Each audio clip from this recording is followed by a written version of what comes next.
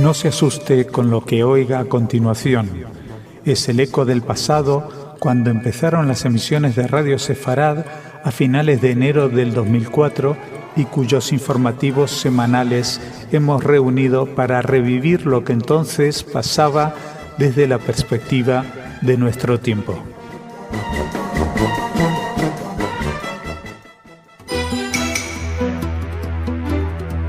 Señoras, señores, bienvenidos a nuestro segmento informativo. Es un placer para mí poder compartir este espacio con ustedes y, por supuesto, contigo, Jordi. Gracias, Marcelo, igualmente. Hoy no podemos dejar de hacernos eco de un canje entre un ciudadano israelí y 25 presos egipcios. Oriente Medio vive horas inciertas y por ello también abordaremos las últimas noticias que llegan del Líbano. También recogemos una terrible información desde Siria. Finalmente, un video del atentado de la AMIA que podría aclarar algunos puntos. Y por supuesto, después de esta primera parte del informativo, Raquel nos traerá su información cultural. Pues vamos a empezar, Marcelo, con Israel, como anunciabas, ya que Sale Mergui, que por cierto es también nuestro corresponsal en Israel, escribió en un artículo para el diario El Mundo que en el marco de los esfuerzos de Israel y Egipto y con la ayuda de Estados Unidos, Egipto ha aceptado liberar a Ilan Grappel. A petición de Egipto, Israel acepta liberar a 25 presos. La aprobación final se realizará este martes en la reunión del mini gabinete en Jerusalén. El canje, sin embargo, se prevé para este jueves. De esta forma se pone punto y final al llamado caso Grappel, un joven israelí con pasaporte estadounidense que Egipto arrestó el pasado 12 de junio acusándole de espionaje y de alentar la violencia confesional en tierras egipcias. Desde entonces, tanto Israel como Estados Unidos han negado con rotundidad las acusaciones. Pero es también, o sobre todo, el epílogo del canje del soldado israelí cautivo Gilad Shalit en manos del grupo islamista Hamás por 1.027 presos palestinos efectuado el pasado martes. Un intercambio que contó con la decisiva mediación de Egipto, el primer país que firmó la paz con Israel. Es otra fase del precio pactado. Netanyahu ha informado de que no se trata de presos por motivos de seguridad nacional. En otras palabras, se trata de detenidos egipcios por acciones delictivas como entrada ilegal en el país o tráfico de drogas. Este nuevo acuerdo o la continuación del acuerdo alcanzado por Gilad se enmarca también dentro de una estrategia diplomática que lo que está buscando es aliviar las tensiones que han ido en aumento entre Israel y Egipto luego de la caída de Hosni Mubarak. Uno de los momentos álgidos en esta coyuntura de desencuentro fue el ataque a la embajada israelí en el Cairo. Por otra parte, este canje también le dará oxígeno al gobierno de transición egipcio, sofocado por el avance de los hermanos musulmanes y los ataques a los coptos. La búsqueda de equilibrios en la región es un trabajo que exige muchísima muñeca política y una visión geopolítica muy clara. Una de esas miradas debe dirigirse justamente hacia el sur del Líbano, feudo de Hezbollah. Reuters dio a conocer que el líder del grupo terrorista chií libanés Hezbollah, Hassan Nasrallah, ha afirmado que su grupo, que forma parte del Ejecutivo libanés, se opone a la financiación del Tribunal Especial para el Líbano, el conocido como TEL, un tribunal respaldado por la ONU y cuya misión es enjuiciar a los responsables del atentado del 14 de febrero de 2005 que causó la muerte del ex primer ministro Rafik Hariri. Sin embargo, este asunto ha de ser debatido por el gabinete. En este sentido, Hezbollah y sus aliados contarían con al menos 15 de los 30 ministros para oponerse a dicha financiación, lo que haría imposible la aprobación por parte del Ejecutivo. El fiscal del tribunal acusó a 4 miembros de Hezbollah de participar en el atentado, algo que el grupo ha desmentido. Tras hacerse públicas las acusaciones, solicitó al gobierno que cortara sus vínculos con el tribunal. Hezbollah ha afirmado en múltiples ocasiones que el Tribunal Especial para Líbano está politizado y que persigue los intereses de Israel en la zona. Por otra parte, Nasrallah ha desmentido que efectivos de Hezbollah estén participando en las operaciones del gobierno sirio para reprimir las manifestaciones en contra del presidente Bashar al-Assad. Asimismo, se ha mostrado en contra de los intentos de derrocar a al-Assad y ha dicho que cualquier otra opción sería sumisa a Estados Unidos. Estamos en contra de la caída de un gobierno desafiante a Estados Unidos e Israel, que ha afirmado que hará reformas y que ha comenzado a hacerlas, señaló Hassan Nasrallah. Bueno, no sé qué reformas ha comenzado a hacer. En la próxima noticia ya daremos cuenta de esas reformas. No es de extrañar que Hezbollah defienda a su principal aliado, Siria. Primero porque su ubicación geográfica es el camino obligado para la ayuda en forma de financiación y armamento que le llega a Hezbollah desde Irán.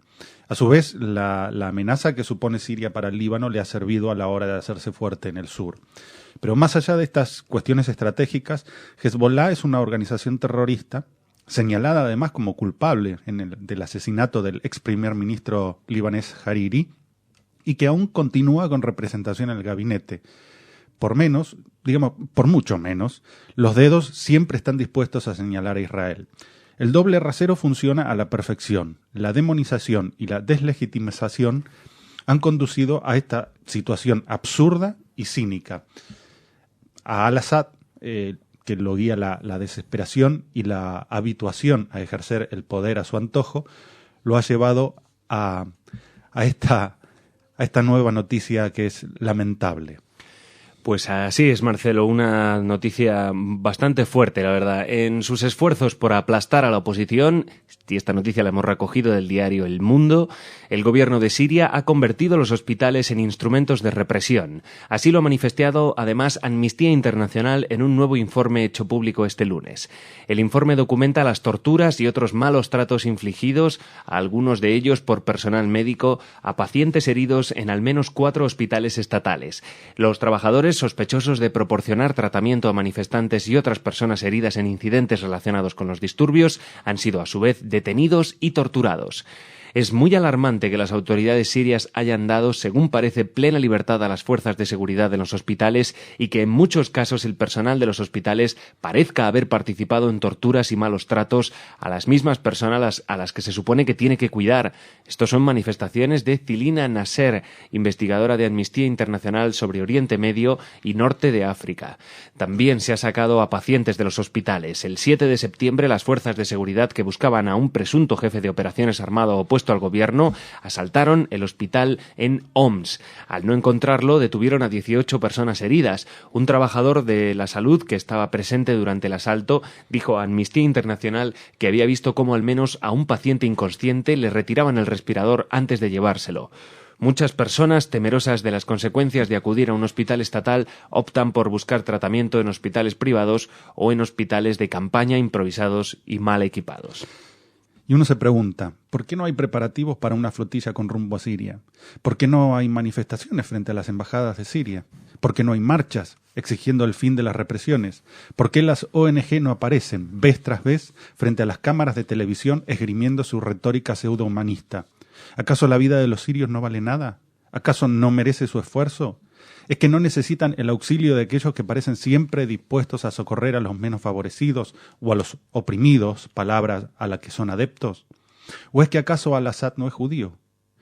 ¿Qué credibilidad pueden tener estas organizaciones, los personajes que las apoyan luego de esto? ¿Quién puede creer, por un momento, que en sus agendas el humanismo y la solidaridad son meras herramientas para otros fines? Mientras tanto, en Argentina apareció un video que podría echar más luz en el caso de la AMIA. Así es, porque un amigo de Daniel Berliner, director de la agencia judía de noticias, tenía guardado en su casa un vídeo de unos 45 minutos en los que se ven imágenes de la zona cercana a lo que fue la sede de la AMIA en los instantes posteriores al atentado que destruyó el edificio de la Mutual y dejó un saldo de 85 muertos el 18 de julio de 1994. Esta noticia la hemos recogido del diario argentino Clarín. Según la misma noticia, Berliner presentó un escrito ante el fiscal especial del caso AMIA, Alberto Nisman, quien citó al autor de la filmación para que declare hoy y además enviará las imágenes para que los peritos de la Gendarmería o de la Policía Federal determinen si hay datos importantes que sirvan para esclarecer el atentado realizado hace ya más de 17 años. Las imágenes, según fuentes vinculadas a la investigación, muestran algunas caras de las personas que casi por casualidad fue retratando la lente de la cámara mientras quien filmaba se dirigía hacia la AMIA. Esas caras son las que tendrán que analizar los peritos para tratar de determinar de quiénes son y si tienen alguna relación con la investigación del hecho criminal. El secretario general de la AMIA, Julio Schlosser, declaró respecto del vídeo que AMIA no tenía conocimiento de la filmación antes de que Daniel Berliner, que la recibió de manos de un vecino, la enviara al fiscal. Al mismo tiempo señaló que por respeto a las víctimas y familiares no hay que despertar falsas expectativas. Para la justicia argentina, la voladura de la AMIA se planeó desde Irán y por eso dictó la captura internacional de varios funcionarios de Teherán, entre los que se encuentra el ex agregado cultural de la embajada en Buenos Aires, Mohsen Rabbani, y el actual ministro de Defensa iraní, Ahmad Baidi.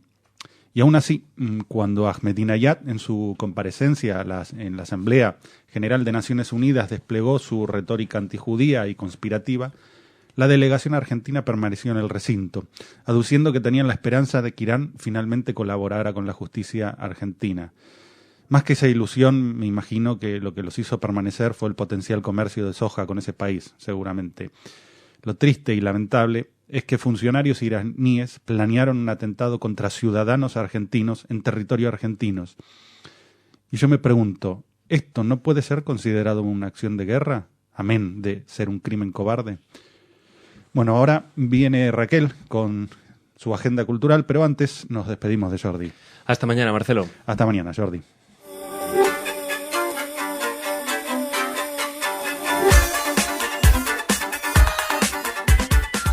Y lo prometido es deuda. Aquí está Raquel con nosotros. Hola, Marcelo. ¿Qué tal? ¿Cómo estás? Muy bien. Ayer hablábamos de una cantante israelí y hoy empezamos esta parte cultural del informativo saludando la presentación del nuevo disco del guitarrista israelí Gilad Hesselman, que se presenta en Canarias, en Santa Cruz de Tenerife, en concreto dentro de una iniciativa que se llama Noches del Lago. Será el próximo 5 de noviembre a partir de las 21 horas. Y bueno, a Gilad le acompañará el trío Hex Trio. Gilad se ha hecho conocido por sus colaboraciones con músicos de la talla del batería Ari Goenek. Y les recordamos a nuestros oyentes que pueden recuperar la música de este israelí en los espacios musicales elaborados por nuestro compañero Jordi Torregrosa, que se lo recomendamos por supuestísimo, en el espacio de música jazz. Gracias, Jordi. Que nos ha apuntado desde el estudio, Jordi, que es concretamente en ese espacio. Bueno, de la música al teatro. Se presenta Purgatorio, una pieza de Ariel Dorfman, que tú conoces bien a este dramaturgo. Bueno, no bien, lo tenía ubicado como argentino, pero que además había vivido gran parte de su vida en Chile y actualmente, por lo menos desde los 80, en Estados Unidos. Ha vivido en muchos países también como el protagonista. Un itinerante. Sí, como Viggo Mortensen, que será el protagonista de la obra, junto con Karma Elías, que es una de las más prestigiosas intérpretes españolas.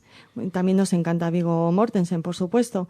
Será del 4 de noviembre al 18 en la Sala 2 del Matadero, de este espacio escénico de Madrid. Y bueno, es interesante, traigo aquí unas palabras del propio Dorfman sobre su obra. Dice: imagínate la persona que más daño te ha hecho en la vida. Imagínate que tienes a esa persona a tu merced. Le puedes dar el pase para que se reencarne, se redima o se olvide de todo eso. Pero imaginemos que esa persona es a la que tú más daño has hecho. Enciérralo en una habitación y tienes purgatorio. Interesante. Oh, interesante. En esta obra, Dorfman se responde a preguntas fundamentales como: ¿es posible la redención? ¿El amor sobrevive a la tragedia? ¿Cómo son las reglas del más allá? ¿Cómo se dobla y desdobla el tiempo en un lugar purgatorial? Pues muy interesante. Las novelas de él han sido siempre interesantes. Ha hecho trabajos, ensayos también. Es profesor universitario. Y bueno, para aquellos que quieran ver en vivo a Viggo. ¿Te refieres a nuestras oyentes femeninas? No, porque particular? también masculinos. Claro. Que quieran verlo en vivo. Que respeten su trabajo actoral, que a mí me parece muy bueno. Sí, sí. ¿Le viste en esta película? Ay, es algo del este. Que hace de un mafioso ruso, que en realidad no es. Promesas del Este. Sí, está espléndido. Sí. Bueno, hablamos también de cine. Hablemos de cine, que nos uno gusta. de los críticos cinematográficos más conocidos en España, más especiales también, Carlos Pumares, se ha referido a la película israelí de la que les hablábamos ayer y bueno, ha dicho que pasará un poco sin pena ni gloria. Esperemos que Pumares se equivoque una vez más. ¿Qué dijo de la película? Bueno, pues que es una tibia historia sobre eso, sobre un restaurador de muebles antiguos que seguramente pasará sin pena ni gloria, ha dicho Pumares. Tampoco ha tenido mucha suerte, bajo el criterio de este crítico cinematográfico, In Darkness, de Agnieszka Holland, de la que ya hablamos en este espacio informativo. Es una película sobre el horror que sufre un grupo de huidos del gueto de Varsovia que tienen que vivir 18 meses en una alcantarilla. Y según Pumares se convierte en una cinta más sobre el tema, o sea que no aporta mucho esta nueva película de Holland. Por lo menos para Pumares, ¿no? Exacto, tendremos que verla y ver si coincidimos. Esto también a veces las críticas va mucho según el gusto. Sí, él es muy de filias y fobias muy claras y bueno, normalmente acierta, pero a veces no siempre. No es Bollero, no es Carlos Bollero, que casi siempre es certero. Pero a mí me hace gracia Carlos Pumares y quería traer este comentario sobre cine israelí y cine de temática judía, que no es muy habitual. Bueno, ahora viajamos a Alemania porque el Centro Moses Mendelssohn de Potsdam está llevando a cabo un proyecto de memoria de preservación del patrimonio cultural germano-judío que se llama Cultura e Identidad. Es un proyecto que durará 2 años y en el que se investiga de dónde llegaron, a dónde fueron y qué huellas sembraron los judíos germanoparlantes en el mundo. No solo se trata de rastrear la emigración durante la época nazi, sino de estudiar los flujos migratorios judíos germanoparlantes desde el siglo XVIII. Es un proyecto muy interesante que ayer dio sus primeros pasos con una gran conferencia científica internacional. Acudieron expertos de Alemania, Austria, Estados Unidos y América Latina y en esta conferencia, en estos días de congreso, se intercambiarán conocimientos y se llevarán a cabo discusiones sobre literatura germano-judía, tradiciones musicales, culturas del recuerdo, rol y emigración de los empresarios judíos, identidad y autoconciencia. Y bueno, quería comentaros a ti y a los oyentes una anécdota de la responsable de este proyecto, Elke Kotowski, que cuenta que, por ejemplo, a un kibutz en Israel llegaron algunos suavos alemanes. Dice esta responsable, ellos, como sabemos, se preocupan especialmente por mantener limpio su casa y su patio. Yo no lo sabía, este afán limpiador de los suavos alemanes, pero ahora ya lo sé. No, tampoco. Dice, así que trajeron de su pueblo 4 tipos diferentes de escobas. Y estas escobas todavía siguen existiendo en este kibutz donde se instalaron estos inmigrantes alemanes. Que siempre que se habla de inmigración alemana a Israel, recuerdo una anécdota que contaba nuestro antiguo director, Soli Volodarsky, cuando decía que claro, cuando se estaba construyendo, no sé, Tel Aviv, pues que estaban trabajando como de la construcción 2 alemanes. Entonces se pasaban los ladrillos y le daba uno los ladrillos al otro y decía, gracias, Herr Profesor, gracias, Herr Doctor. Y que estaban los pobres ahí, pues eso, trabajando en la construcción.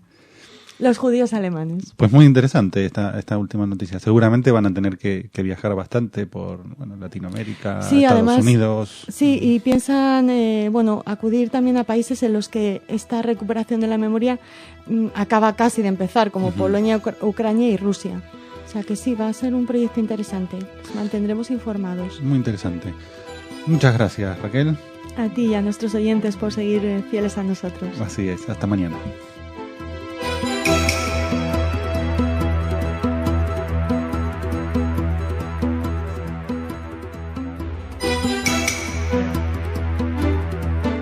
Señoras, señores, bienvenidos a nuestro segmento informativo.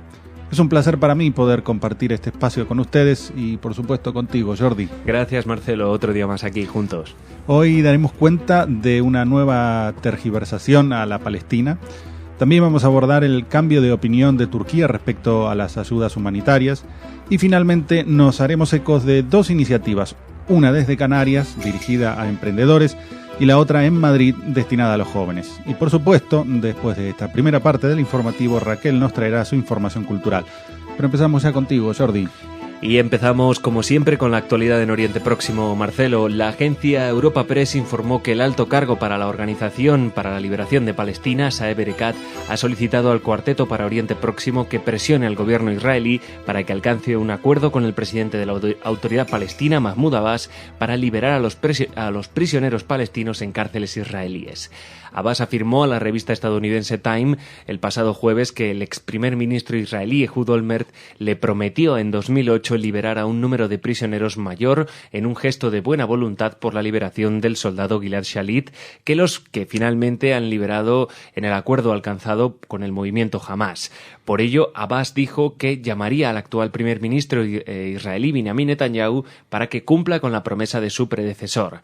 Esperamos escuchar del cuarteto cómo la comunidad internacional hace responsable a Israel del fracaso de las conversaciones de paz debido a su rechazo continuado a aceptar las fronteras de 1967 y respetar el derecho internacional y acuerdos previos, incluida la hoja de ruta, declaró Erekat en un comunicado de prensa. Bueno, para empezar, la promesa hecha en 2008 a Abbas fue hecha a Abbas. Abbas no intervino para nada en la liberación de Shalit y quiere subirse a una ola que ya pasó. Si Abbas no cumplió su parte de trato, ¿qué pretendía? Segundo, Shalit fue secuestrado en territorio israelí. Los presos palestinos fueron juzgados por la justicia israelí con derecho a defensa por diversos crímenes. Tercero, el fracaso de las conversaciones de paz se debe, una y otra vez, al lado palestino. Desde 1947 esgrimen un no inexorable.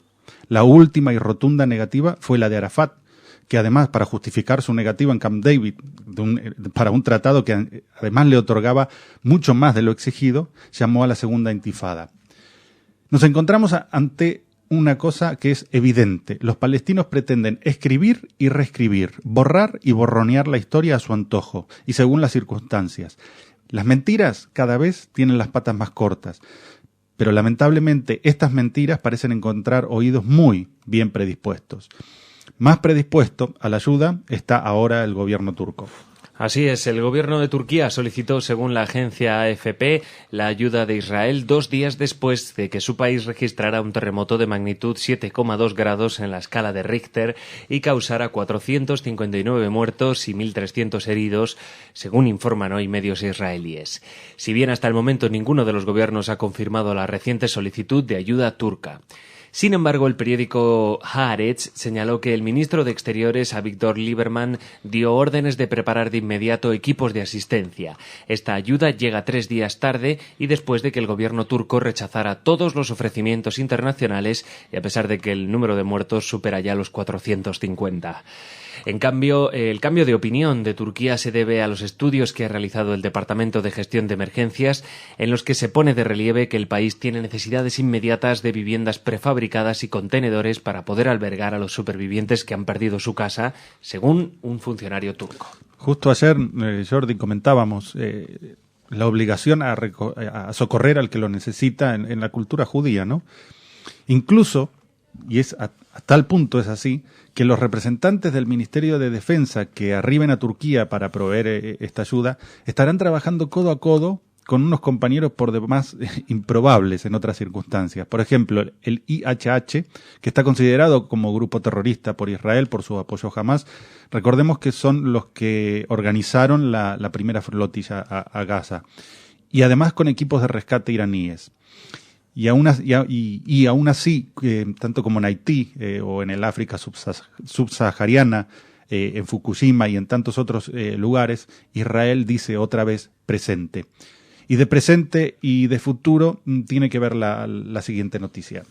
Así es, porque el Instituto Tecnológico de Canarias, el ITC, organiza, como informó la agencia EFE, la participación multisectorial de empresas canarias en las ferias Watec en Israel y Pollutec en París, como fórmula para la apertura de nuevos mercados y facilitar la suscripción de acuerdos de colaboración empresarial. Según un comunicado de este Instituto Tecnológico de Canarias, esta participación se canaliza a través de la red Enterprise Europe Network y la Dirección General General de Promoción Económica del Gobierno de Canarias. La red Enterprise Europe Network asesorará y acompañará a los empresarios y profesionales canarios que estén interesados en participar en dichos eventos a través de un encuentro empresarial organizado para que presenten sus actividades de negocio, productos y servicio.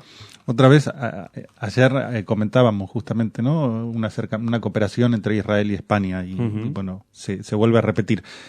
La feria WATEC se va a celebrar entre el 15 y el 17 de noviembre en Tel Aviv para promover el equilibrio ecológico, manteniendo además niveles óptimos de producción a través de la adopción de tecnologías hídricas, energías renovables y controles ambientales.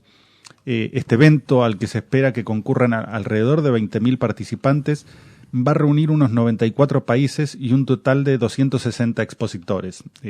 A través de esta convención se darán a conocer las nuevas tecnologías ecológicas y las soluciones ambientales más avanzadas del planeta. Y además se va a constituir como un escaparate internacional de tecnologías, productos y servicios en los sectores de eficiencia en energía y agua, desalinización y suministro y en la calidad del agua. Otra iniciativa, si bien no es tecnológica, sí está en la corriente del acercamiento de las personas. Europa Press informó que la 5ª edición del Congreso de Jóvenes Lo que de verdad importa se celebrará el próximo 25 de noviembre en el Palacio de Congresos de Madrid.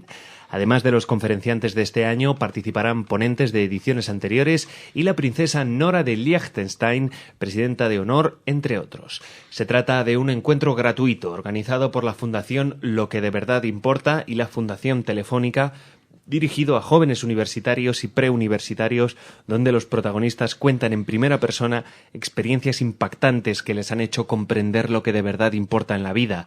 Desde hoy está abierto el plazo de inscripción hasta completar el aforo de 2.500 personas. En este 5º aniversario en Madrid participará Bernard Offen, un superviviente de la Shoah que vivió en 5 campos de exterminio y que actualmente es guía de los campos de Plaszow y Auschwitz-Birkenau. Sin duda un congreso muy interesante porque el miedo, por lo menos así lo entiendo, se vence por medio del conocimiento, tanto de uno mismo como del otro. El odio muchas veces nace del miedo a lo que no se conoce, a ser distinto, a quedar desprendido de la corriente de la mayoría. Conocerse da la seguridad para elegir los caminos propios, aceptando el consejo pero no las órdenes. Solo así se pueden vencer los prejuicios discriminatorios y los odios inculcados. Seres con autonomía de pensamiento contra seres dispuestos a obedecer. Y ahora viene Raquel con las noticias culturales, pero antes nos despedimos de Jordi. Gracias, Marcelo. Hasta mañana. Hasta mañana, Jordi.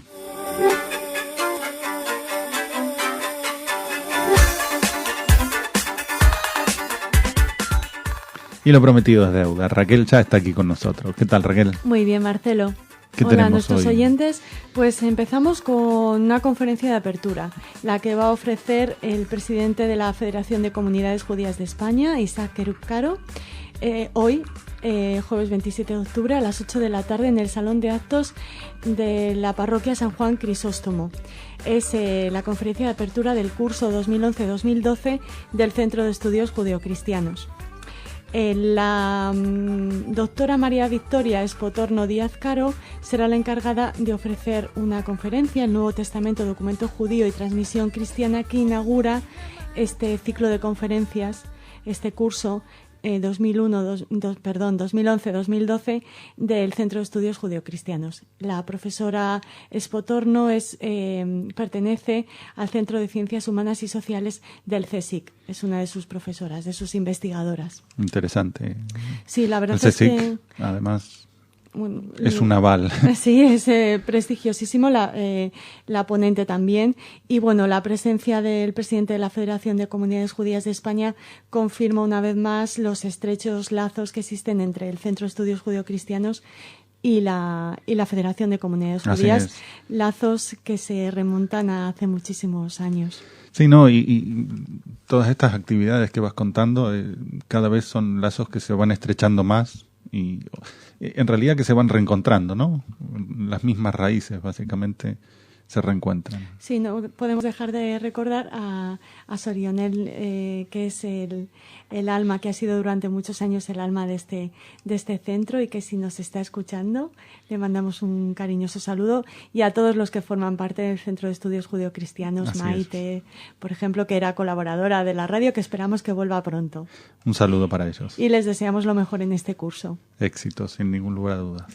Bueno, estoy muy feliz porque traemos a la agenda cultural la figura de una mujer, de una judía sefardí, Juana Mordó, que fue una muy importante galerista en España. Ella se consideraba española, madrileña. Fue una fiel defensora del arte de vanguardia y dedicó su vida a la promoción de pintores y escultores españoles. Tiene una vida muy curiosa. Ella nació en Salónica. Su nombre era Jean Naar. Mordó es su nombre de casada. Se casó su segundo marido. Junto con él se trasladaron a Berlín y bueno, sufrieron la ascensión al poder de los nazis, huyeron a Suiza. Allí falleció su esposo y se trasladó a Madrid con su madre. Y de hecho ella siempre manifestó cuando se hable de mí, quiero que sea a partir de mi estancia en España. Entonces se rodeó de un círculo de intelectuales, como decimos era mecenas, apoyaba el arte de vanguardia y es curioso porque en Madrid, en España, hay muchos nombres femeninos en lo que tiene que ver con el apoyo a los artistas de vanguardia. Otro nombre femenino, Elga de Alvear, que es una galerista de las más prestigiosas españolas y también en el ámbito internacional, fue amiga de Juana Mordó. Entonces Juana tenía una galería y a su muerte las obras que estaban en esta galería pasaron al Bellas Artes. Ahora, pasaron su legado personal, pero las obras que permanecían en su galería las tenía Elga de Alvear.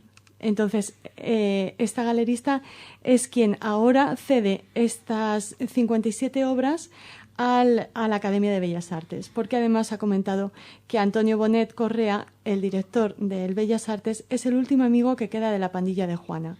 O sea que el director está súper emocionado con esta donación que ha hecho Elga de Alvear de esas obras que tan importantes eran para Juana Mordó. Y bueno, por ejemplo, te puedo comentar que entre estas 57 obras hay pinturas de Dalí, Canovars, Zobel, Torner, Rivera, Gerardo Rueda, Lucio Muñoz, Pablo Serrano, los grandes nombres de la vanguardia española. Interesante vida debe ser, además, para conocer y charlar con ella. Sí, además, muy poca gente sabe que Juana Mordó era judía. Sí, es que el apellido no... No, pues es un apellido sefardí. Su marido era sefardí como ella también. Y bueno, nos alegramos de poder disfrutar, de que todos podamos disfrutar de este legado de Juana Mordó. Intentaremos hacer el trazo errante.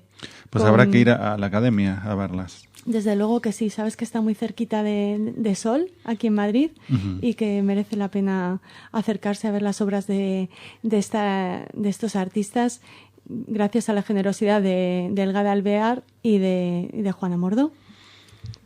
Así es. Seguimos hablando de exposiciones, pero en este caso no son pictóricas. El Museo de Arte e Historia de Judaísmo de París ha inaugurado una exposición con una recopilación de pensamientos e imágenes del filósofo Walter Benjamin, recopilados y salvados por sus amigos. Es muy curioso porque estos archivos de Benjamin se conservan gracias a la correspondencia que mantuvo con, por ejemplo, Adorno, Hannah Arendt, sí. Gershom Scholem, Bertolt Brecht o Hermann Hertz. ¿Tienes tú amigos de esta? No. ¿Quién sabe si el día de mañana ustedes no van a ser nombrados así o yo dentro de estas noticias? Bueno, estamos todavía muy lejos de la categoría intelectual de estos nombres que les hemos citado.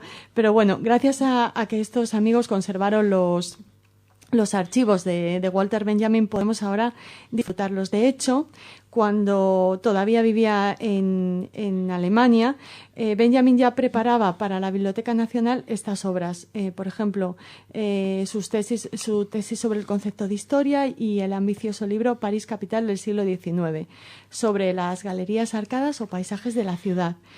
Se van a poder ver en este Museo de Arte e Historia del Judaísmo de París los manuscritos, fotografías, ficheros, catálogos, cuadernos y postales que son testimonio de los encarnizados esfuerzos para seguir escribiendo en las peores circunstancias.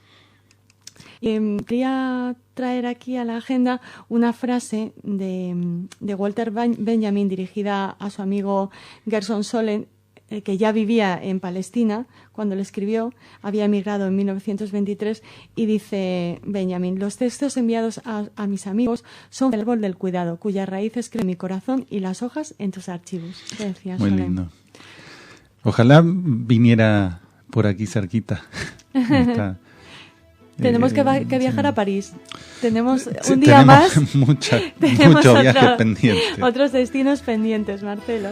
Hay que sacar una cuenta con alguna línea aérea o algo así, porque si no... Bueno, tenemos esa cita en París y mañana con nuestros oyentes aquí en el informativo. Así es. Así que hasta mañana. Hasta mañana.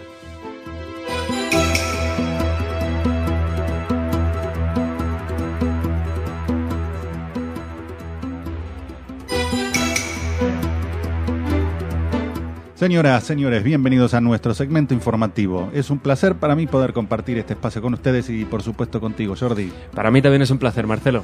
Bueno, hoy la información nos lleva una vez más a Oriente Medio, porque otra vez han lanzado misiles a Israel desde Gaza, y a su vez nos hacemos ecos de una manifestación en Jordania que pide la derogación del acuerdo de paz con Israel. También damos cuenta del ofrecimiento de una recompensa vergonzosa. Finalmente, no podemos dejar de informar sobre la ayuda israelí a Turquía. Y por supuesto, después de esta primera parte del informativo, Raquel nos traerá su información cultural. Pero ya empezamos contigo, Jordi. Y tenemos que empezar, como decías, Marcelo, en Israel, porque un cohete fue disparado por palestinos desde Gaza y cayó entre Ashdod y Gedera el miércoles por la noche. Este es el primer ataque de este tipo después de un periodo de calma de 2 meses. Las sirenas sonaron en Ashdod y en las comunidades de los alrededores y por fortuna no hubo que lamentar heridos. Aún no está claro qué organización palestina lanzó el misil, aunque fuentes oficiales de la inteligencia israelí creen, según publicó Haaretz, que en los últimos meses Hamás no ha estado incentivada para lanzar ataques de este tipo y causar una escalada. Es posible que una pequeña facción haya lanzado el misil como un desafío a Hamás, que está intentando usufructuar su éxito en la liberación de los presos palestinos en el canje por el secuestrado Gilad Shalit.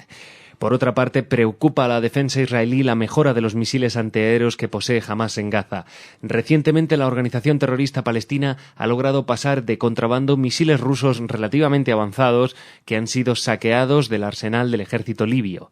La presencia de este armamento preocupa tanto porque significan un freno a la libertad de movimiento de la Fuerza Aérea Israelí sobre Gaza, como debido a su posible utilización contra la aviación comercial en Eilat.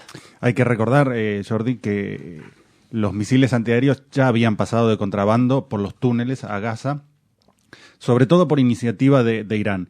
Pero la caída del régimen de Muammar Gaddafi y el consecuente caos que esto trajo, no solo social, sino a nivel de inventario de los arsenales, han posibilitado que jamás se haga con misiles que tienen una mayor calidad y además en mayor cantidad la han conseguido. A esta situación se da cuando en la península del Sinaí reina una anarquía que beneficia al contrabando y los ataques además desde la frontera sur de Israel. Por eso comentabas el peligro o el temor en Eilat. Y el mundo, en tanto esto ocurre, mira para otro lado, como si el dedo de apuntar estuviera siempre condicionado a dirigirse hacia Israel. Y uno, la pregunta que uno se hace es, ¿todavía no se han dado cuenta quiénes son los que no quieren la paz? Aún no han percibido el juego palestino, ese victimismo y actuaciones diplomáticas por un lado, y por el otro terrorismo y amenazas. Todo es parte de una misma estrategia. tan poco quieren la paz que hasta los jordanos se están contagiando, Jordi. Así es, Marcelo, porque vamos a hablar de Jordania, ya que la agencia de noticias EFE informó que decenas de activistas jordanos se manifestaron ayer en Amán para pedir la derogación del Tratado de Paz con Israel, con motivo del 17º aniversario de la firma de este acuerdo. La manifestación tuvo lugar frente a la oficina del primer ministro jordano Aoun Yashavne, magistrado de la Corte Penal Internacional designado para el puesto la semana pasada. Asimismo, una coalición de partidos de la oposición que se autodenomina el Comité Nacional para Enfrentar la Normalización con Israel emitió una declaración hoy instando al gobierno a cancelar el acuerdo de paz con este país. Para este comité, que también incluye a representantes de los sindicatos, el acuerdo de paz implica concesiones a expensas del interés de Jordania. Jordania e Israel firmaron un tratado de paz el 26 de octubre de 1994 en el desierto de Arabá, en la frontera entre ambos países, en presencia de líderes mundiales como el entonces presidente estadounidense Bill Clinton. Ya el nombre del comité es realmente una oda a la ridiculez, al absurdo total. Comité Nacional para Enfrentar la Normalización con Israel. Es un despropósito total. Y claro, ¿qué pasa? Los países vecinos a Jordania se han encendido exigiendo cambios que por otra parte cada vez se van haciendo más dudosos. Y los jordanos parecen entonces querer mover el avispero en una dirección que no vaya a afectar a los intereses de la monarquía que reina y de aquellos que se han arrimado al calorcito del poder. Y claro, cómo no, ¿a quién otro sino a Israel hay que apuntar? Agitar los instintos más elementales de los hombres, cocerlos a fuego medio y esperar la ebullición en el momento óptico y con los resultados predecibles. Tan predecibles como la actitud de un clérigo saudí.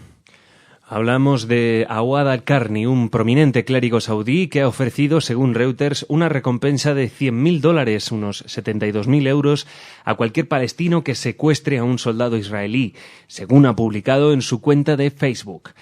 El clérigo ha explicado que el objetivo del secuestro sería propiciar un nuevo acuerdo para la liberación de presos palestinos. En una entrevista concedida a la cadena panárabe Al Arabiya, Al-Karni ha asegurado que su oferta ha recibido un gran respaldo popular. Hemos recibido cartas de grupos de todos los países árabes, ha destacado. Arabia Saudí, cuna del Islam, es uno de los países que mayor respaldo ha otorgado a los palestinos en el conflicto con Israel. Sin embargo, en los últimos años, sus líderes han intentado moderar el tono de las declaraciones de los clérigos más radicales. Qué bárbaro, ¿no? Dinero para secuestrar. Aquí no hay dinero para financiar becas de estudio, de investigación, para ayudar a los pobres, que hay muchísimos en Arabia Saudí. La diferencia entre los muy, muy ricos y los muy, muy pobres es gigante y en el medio prácticamente no hay nada. Y fíjate, si uno ofrece un pago por el secuestro de una persona, es evidente que en cualquier sistema judicial serio pasaría a disposición de la justicia como financiador, instigador y promotor de un crimen. Y en este caso yo me pregunto, ¿qué va a pasar? Otra vez vamos a tener meneos de cabeza, hombros que se levantan como diciendo ¿qué se le va a hacer? Y se esperará que la noticia pase como pasan tantas. Es terrible, pero la respuesta es sí. Otra vez no pasará nada. Las palabras y los gestos de reprobación, las manifestaciones, los llamamientos a la comunidad internacional y los golpes de pecho se guardan para Israel. E Israel responde, pero con ayuda humanitaria.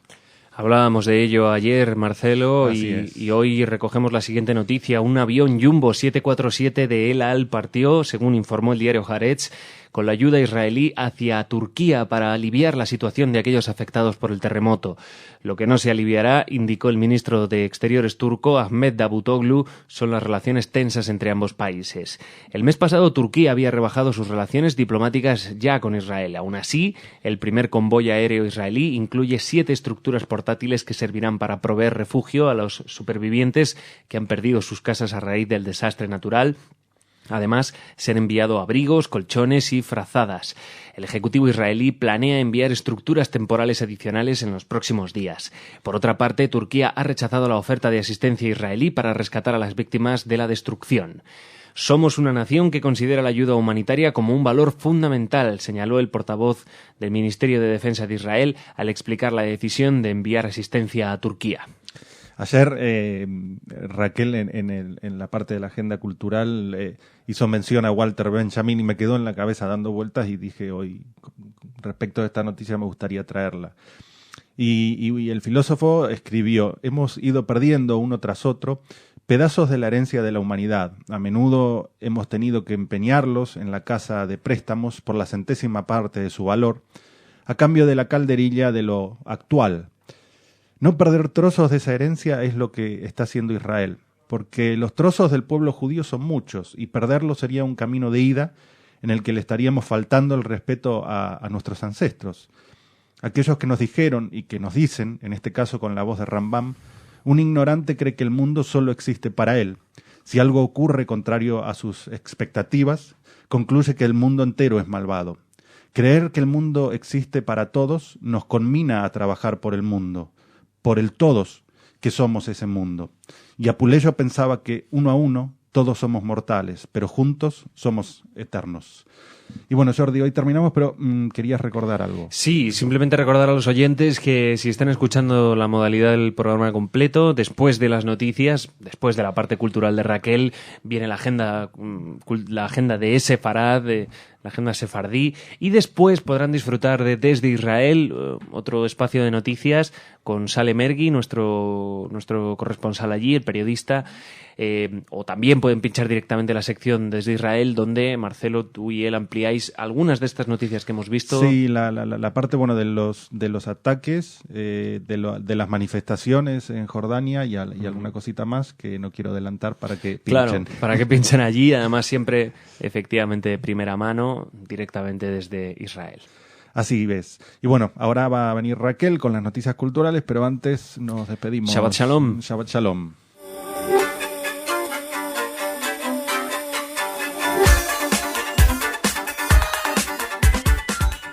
Y lo prometido, Raquel ya está aquí con nosotros. Hola, Marcelo. ¿Qué tal? ¿Cómo estás? Bien. Hola a nuestros oyentes también. Les invito a que me acompañen a un espectáculo de danza. Ah, pensé que de viaje. No, es que le iba a decir, pero siempre decimos lo mismo. Van a pensar que somos unos envidiosos de la gente que viaja tanto. No, que estamos por poner una empresa de viaje que ya nos vamos promocionando. Bueno, el coreógrafo israelí Sharon Friedman presenta hoy su espectáculo, Shalosh, compuesto por 3 dúos coreográficos en los teatros de la Generalitat, en el Teatro Arniches en concreto. Será hoy a las 21 horas y bueno, es interesante comentar que Sharon Friedman es un coreógrafo, ya hemos dicho que israelí, que ha montado una compañía, Projects in Movement. Este grupo de danza contemporánea se formó en el año 2007 y está afincado en Madrid. Sus trabajos han sido muy alabados, han traspasado las fronteras españolas y ha recibido premios, por ejemplo, en países como Alemania, Italia o Reino Unido.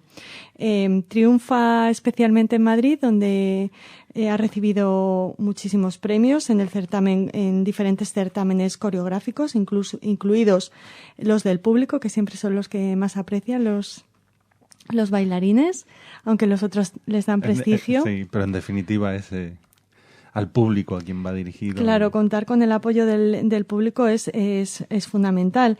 En este caso esperamos que Sharon Friedman y los suyos cuenten con el apoyo de la gente que vaya a verles, que vaya a ver estas 3 coreografías, que te cuento brevemente. La primera es Carlos and Me, que es una pieza creada en 2007-2008, que ha ganado, como les decíamos, premios coreográficos en el certamen de Madrid y también en Alemania. El segundo dúo, Transparente, fue creado para Maurín López y Carlos Fernández, que son 2 de los más brillantes bailarines de la escena contemporánea española. Y el tercero, Hasta Dónde, es una nueva creación construida en colaboración con el bailarín Arthur Bernard. Así que nos da mucha envidia los que vayan a poder ver a Sharon Friedman y su compañía Projects in Movement. Si está aquí en Madrid, imagino que pues, tendremos la posibilidad de verlo. Sí, además queremos entrevistarle para El telón y la estrella, así que esperamos que pronto Sharon Friedman nos pueda hablar de sus proyectos. Interesante.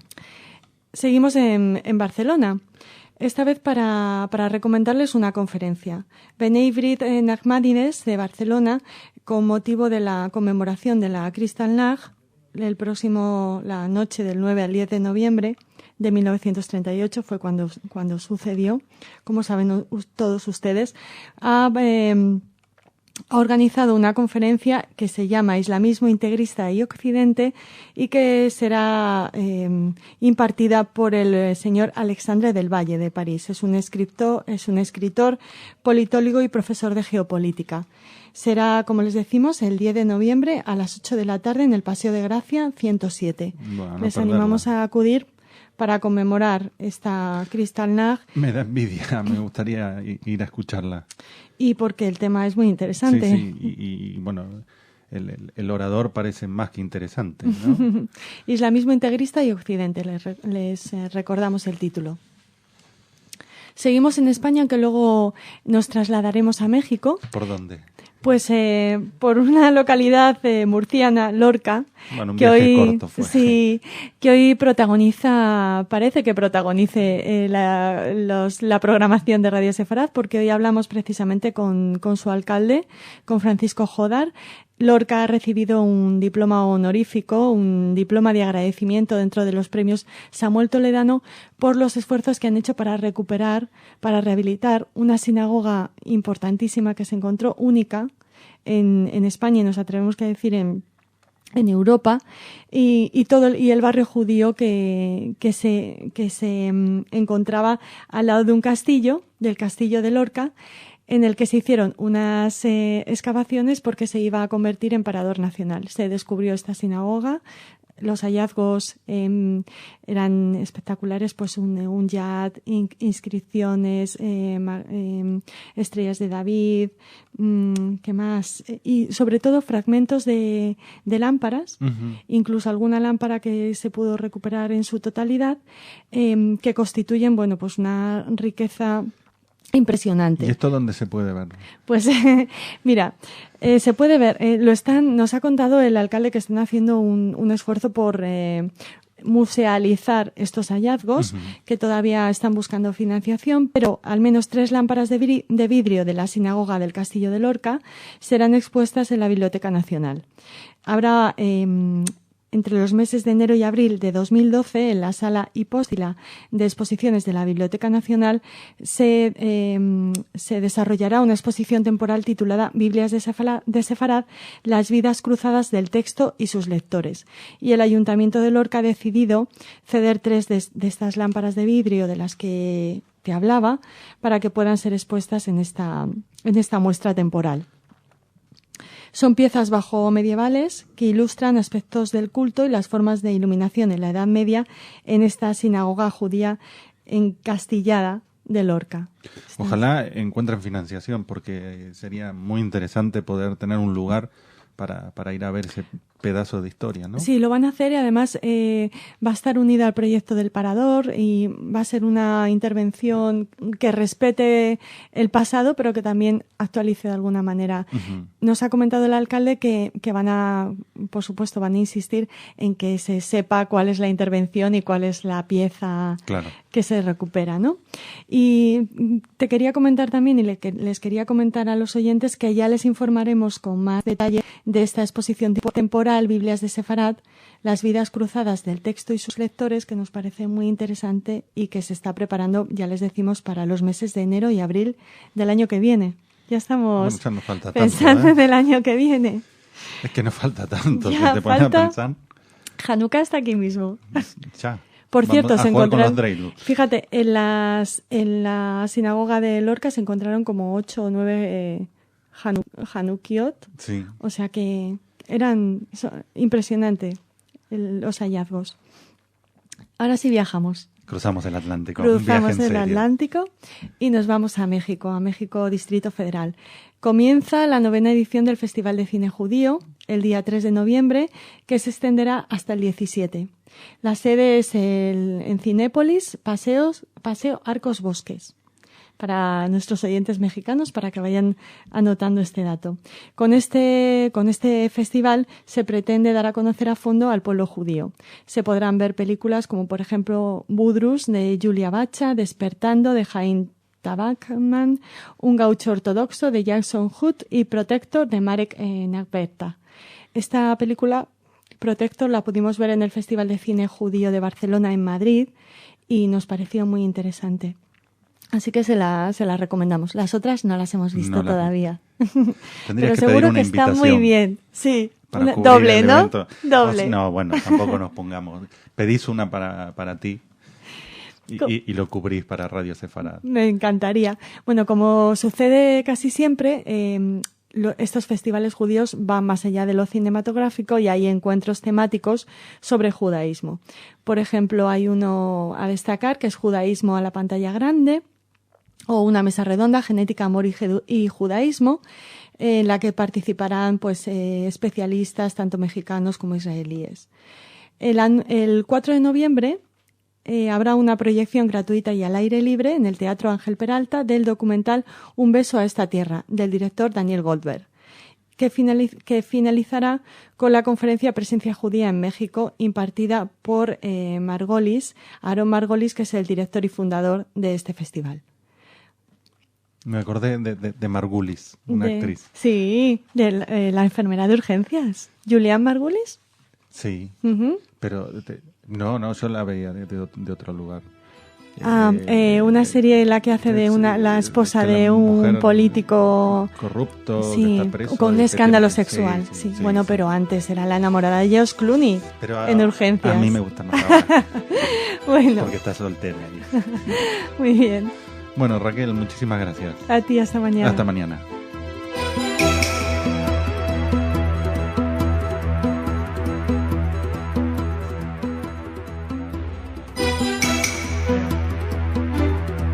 Señoras, señores, bienvenidos a nuestro segmento informativo. Es un placer para mí poder compartir este espacio con ustedes y, por supuesto, contigo, Jordi. Gracias, Marcelo, igualmente. Hoy, una vez más, nos centramos principalmente en Oriente Medio. ¿Y por qué? Se preguntarán. Pues porque Palestina es un nuevo miembro de pleno derecho de la UNESCO. Por otra parte, porque en Israel el peso de la crisis no recaerá sobre la clase media ni sobre los menos favorecidos. También volvemos a Siria para una nueva amenaza del matón del barrio Al-Assad. Finalmente, un principito que nada se parece al de Saint-Exupéry. Y por supuesto, después de esta primera parte del informativo, Raquel nos traerá su información cultural, pero ya empezamos contigo, Jordi. Y empezamos, como decías, con las noticias en torno a Oriente Medio, ya que la Conferencia General de la UNESCO ha aprobado la admisión de la Autoridad Nacional Palestina como miembro de pleno derecho de esta organización de Naciones Unidas en una votación celebrada en su sede en París. Será el miembro número 195 de la organización.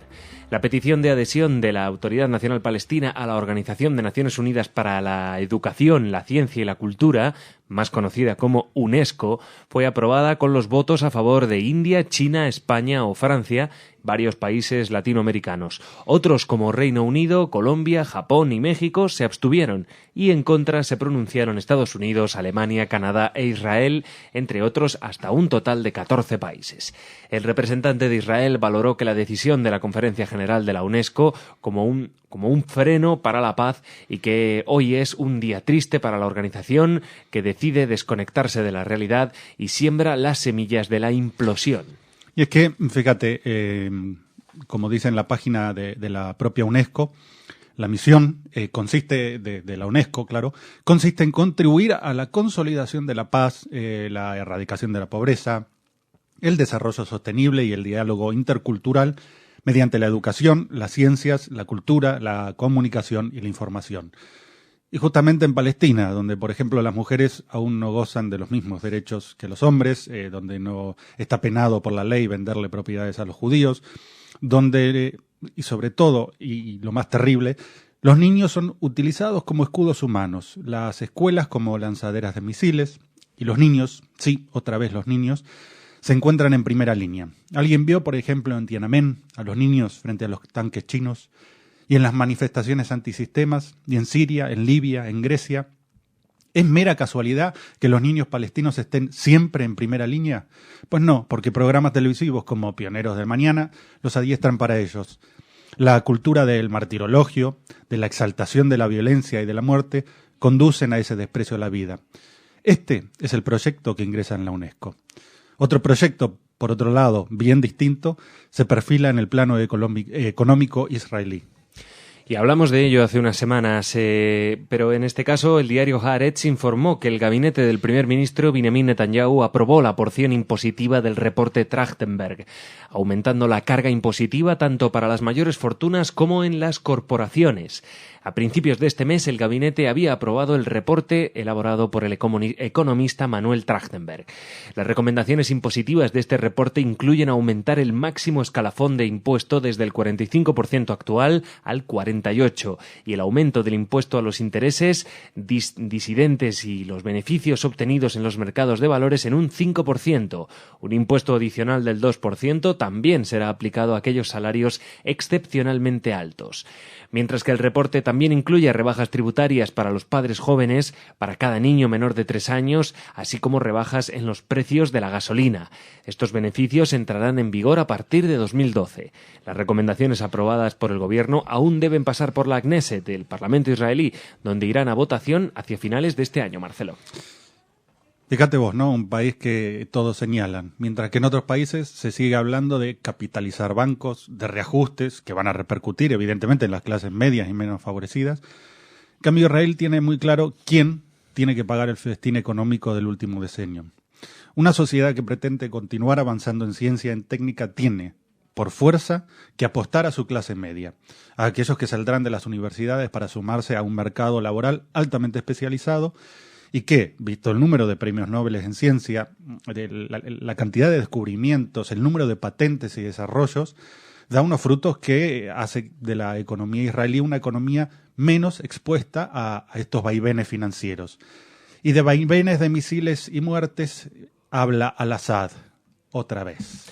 Así es, Marcelo. En una entrevista publicada por el periódico británico The Sunday Telegraph, Assad alertó que toda intervención occidental contra su país provocará un terremoto en la región.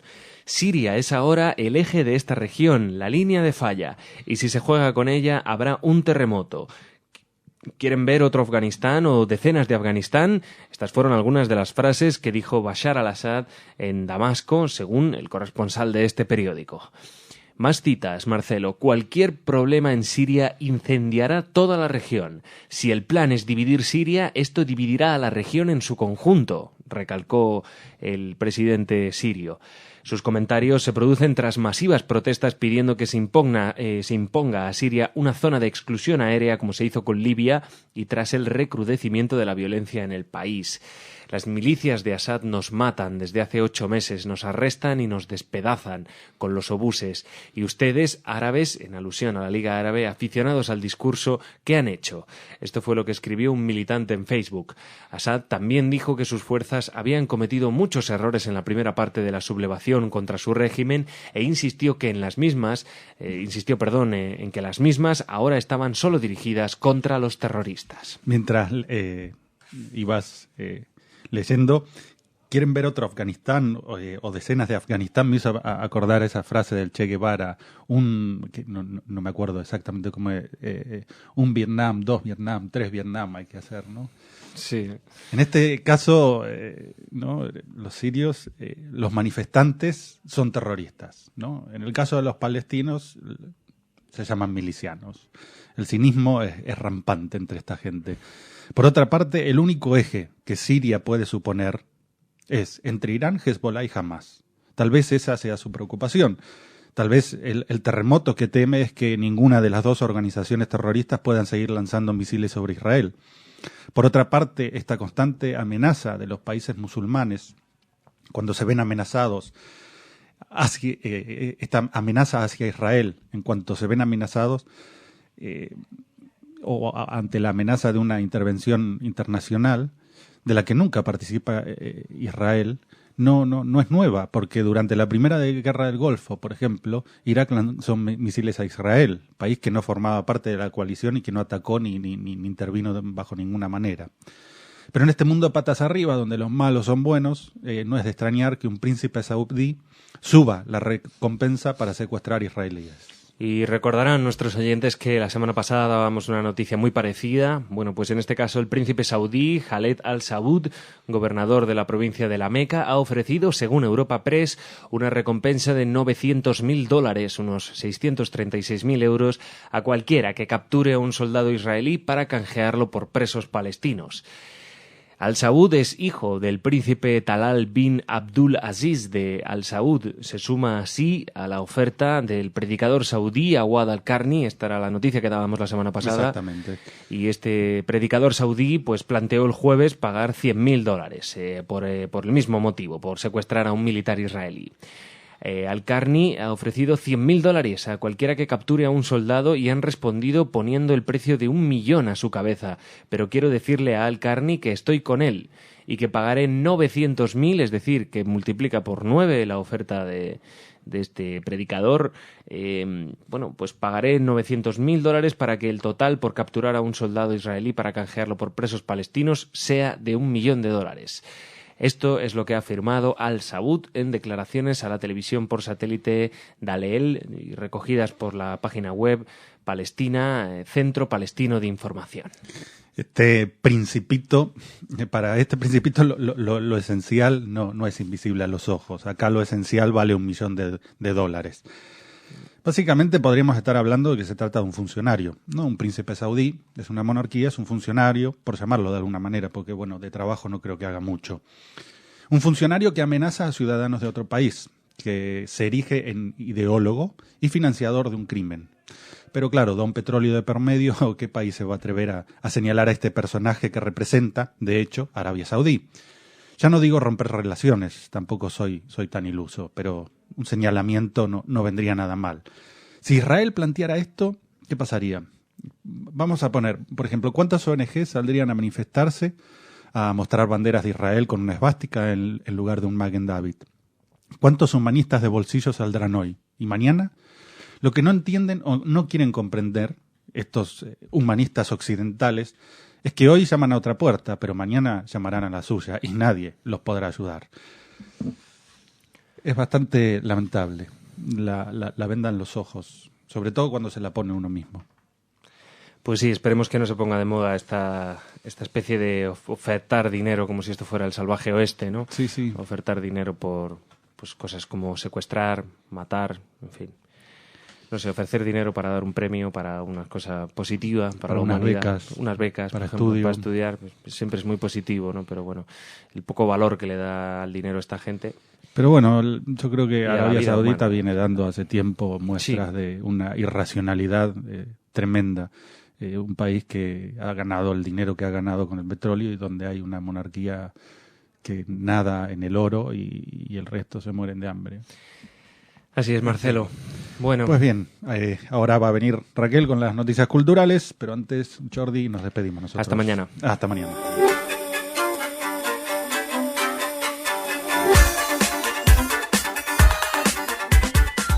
Y lo prometido, Raquel ya está con nosotros. Hola, Marcelo. ¿Qué tal? ¿Cómo Muy estás? bien. Hola a nuestros oyentes. ¿Qué tenemos? Pues tenemos varias cosas, pero casi todas cinematográficas, pero no empezamos por el cine. Nos vamos a Barcelona con una buena noticia. Han conseguido rehabilitar o restaurar una inscripción hebraica, una inscripción en hebreo, que afortunadamente era copia de un original del siglo XIV. Ahora les contamos que está incrustada en el exterior de una finca medieval de la calle Marlet, y que esta calle forma parte del CAL de Barcelona, del antiguo barrio judío. Uh-huh. Bueno, llevaba 5 años con un graffiti, sufrió un atentado grafitero, no sé si el término es correcto, pero bueno, escribieron encima Palestina libre. O sea, es una linda forma de reclamar, ¿no? Sí, cargándose el patrimonio cultural de todos, sí. ¿no? Independientemente de las ideas políticas o que se tengan respecto al conflicto árabe-israelí. Bueno, pues esta pintada llevaba 5 años, por fin se ha conseguido rehabilitar esta inscripción y ya se puede disfrutar de ella. La verdad es que no solo se ha rehabilitado esta inscripción, sino que se está haciendo un esfuerzo por recuperar todo el barrio El Cal de Barcelona, gracias a, hay que citarlo, a que el director del Patrimonio Cultural del Ayuntamiento es, entre otras cosas, filólogo semítico. Uh-huh. Entonces, bueno, ha demostrado este interés, y aprovechando que se hacía esta limpieza y este cuidado de esta inscripción hebrea, se va a intentar hacer una actualización de la traducción que constaba de estos caracteres en hebreo.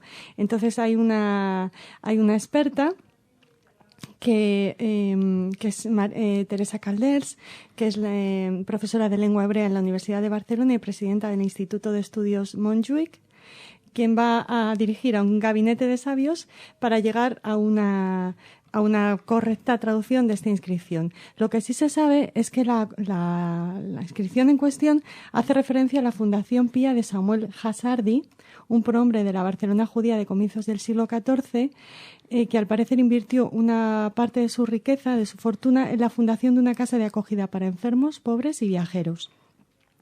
Como no está clara la traducción, no se sabe muy bien si lo que quiere decir alguna parte uh-huh. de esta inscripción es: su luz quema permanentemente, su alma descansa en el jardín, haciendo referencia al paraíso, su ánima permanece en felicidad. Son algunas de las traducciones que se barajan de un texto que podría pertenecer a un pasaje del libro de los Salmos. Así que a ver si llegan a un acuerdo este gabinete de sabios, y cuando vayamos a Barcelona a ver la inscripción, pues ya sabemos exactamente lo que quiere decir. Agradecer, ¿no?, todas estas iniciativas de restaurar el patrimonio. Por supuesto, en una ciudad tan importante y para lo que representa el pasado judío español. Exacto. Te decía que teníamos muchísimas noticias de cine. Por ejemplo, empezamos diciendo que la ministra de Cultura, González Sinde, Ángeles, en el Festival de Cine de Valladolid, en la clausura, ha querido hablar y comentar que las coproducciones son el futuro del cine europeo, y a nosotros nos interesa que ha destacado Israel como uno de los países, junto con la India, con el que se van a llegar a acuerdos para que se rueden películas en coproducción y en España. Qué interesante eso. Muy interesante. Luego, en Sevilla, el próximo... Voy a comprobar bien la fecha. Perdona. El próximo 9 de noviembre, que no quería equivocarme, estará Amos Guitay en el Festival de Cine Europeo de Sevilla, donde recibirá un homenaje por toda su carrera. Como destaca Javier Martín Domínguez, el director del festival, Guitay es uno de los creadores cinematográficos contemporáneos más sólidos, con una gran influencia en la nueva generación de directores europeos. Es una gran satisfacción poder contar con su colaboración y su presencia en Sevilla. Esta presencia de Guitay en Sevilla ha sido gracias también a la colaboración del Instituto Francés de Sefarat Israel y de la Embajada de Israel. Y gracias a esta cooperación se ofrecerán 4 de las cintas más personales de Amos Guitay. Alila, de 2003, Esther, del 86, Kippur, de 2000 y News from Home, del 2006. Así que una buena noticia tener a Amos Guitay en Sevilla. En este festival va a haber una sección Tres Culturas, en colaboración con la Fundación Tres Culturas del Mediterráneo, que llevará por título Próximo Oriente, Conflicto y Superación. Y se ofrecerán 4 largometrajes. Destacamos 2. Love in the Medina, que es una película coproducida entre Marruecos e Italia, y que habla por primera vez en la filmografía marroquí del tema de las relaciones amorosas y sexuales a través de la historia personal de una joven pareja. O sea que es un paso adelante. Muy innovador, ¿no? Como es un pequeño paso para el cine marroquí, un gran paso para la humanidad. ¿En Marruecos? Esperemos que sí. No digo en Marruecos. Esperemos que sí, te digo, ojalá. Desde luego se va a ver en Sevilla. También se va a ver una película israelí, Policeman, que está escrita y dirigida por Nadav Lapid y que habla de la historia de un oficial de policía israelí, como bien podemos deducir por el título, que esta vez no está traducido al castellano de manera imaginativa. Este protagonista es miembro de un grupo de élite perteneciente a una unidad antiterrorista. Se llama Yaron y él y sus colegas son el arma con el que el Estado pues se intenta enfrentar con el enemigo terrorista. En la información pone apunta al enemigo árabe. Yo he hecho una pequeña interpretación, si te parece bien. Tampoco es, bueno, Yaron, muy general. No, sí. Yaron está a punto de ser padre y un encuentro con un grupo radical violento lo enfrenta tanto a la lucha de clases que se vive en Israel actualmente como con la guerra que vive su propia alma. Eso nos cuentan de esta película Policeman de 2011 que esperamos poder ver. A ver si llega a Madrid. Seguimos con cine y vamos rápido porque sé que nos queda poco tiempo. La película Man Without a Cell Phone, una coproducción entre Palestina, Israel, Francia y Bélgica, dirigida por Samed Zoabi, ha sido galardonada con el Antigone de Oro, el máximo galardón del Festival Internacional de Cine Mediterráneo de Montpellier. Es una suerte de comedia cuya historia se desarrolla en el centro de una ciudad de mayoría árabe, en Israel, donde un obrero de la construcción con aspiraciones sencillas vive el impacto social que representan los planes de una compañía de telecomunicaciones de instalar una antena para móviles en el barrio. Así que puede resultar divertida, ¿no? Habrá que ver, sí. También hay que decir que el premio de la crítica fue para la cinta franco-israelí El jardín de Hannah, de Hadar Friedrich, y bueno, que se van sumando premios al cine israelí. Sí, no. Que nos alegra dar estas noticias. Vos lo decías la otra vez que había un boom. Una primavera árabe del cine israelí. Una primavera israelí. Buscamos otro término. Bueno, y seguimos con cine. En este caso, porque le tenemos que dar la bienvenida a la 5ª edición del Festival de Cine Judío de Caracas. Decimos de Caracas, pero en esta 5ª edición el festival va a tener una doble sede. Va a estar en Caracas y también en Maracaibo. Uh-huh.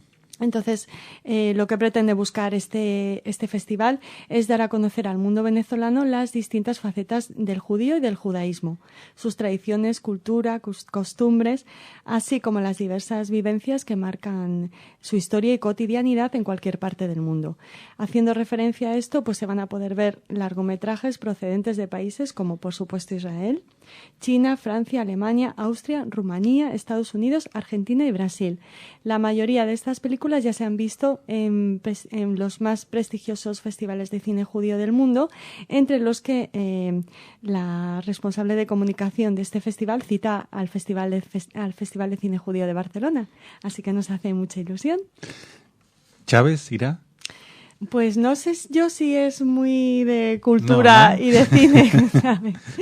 No sé, si fueran de terror. Cine, pero de este no lo veo yo. No sé. No.